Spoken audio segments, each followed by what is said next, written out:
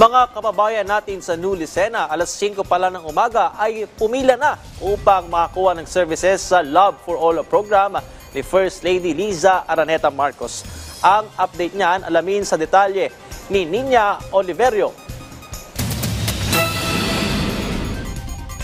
Alas 5 pa lang ng madaling araw ay nagsimula ng pumila ang mga nais mag-avail ng mga serbisyo para sa libreng laboratorio, konsulta at gamot para sa lahat o ang Love for All program na pinangunahan ni First Lady Luis Araneta Marcos. Ito ay inulunsad noong 2023 at layo ng programa na magbigay ng libreng serbisyong medikal sa mga hindi naseserbisyohan at lalo na sa mga malalayong komunidad sa bansa. Maaaring magpakonsulta ang mga dadalo at mabibigyan sila ng libreng gamot at may libreng eye and dental check-up din.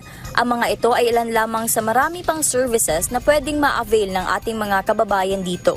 Ang sabi ng mga pumila dito ay nais nilang mag-X-ray, ECG at iba pang laboratory tests. May mga nurses, physicians, mga doktor sa government hospitals naman dito sa Western Visayas upang pagsilbihan ang mga dumalo sa aktibidad, kabilang na rin ang iba pang mga ahensya ng gobyerno. Nasa higit 200 kapulisan naman ang idineploy upang masigurado ang seguridad ng mga dumagsa sa programa. Mula dito sa Iloilo, ako si Nina Oliverio para sa Pambansang TV sa Bagong Pilipinas.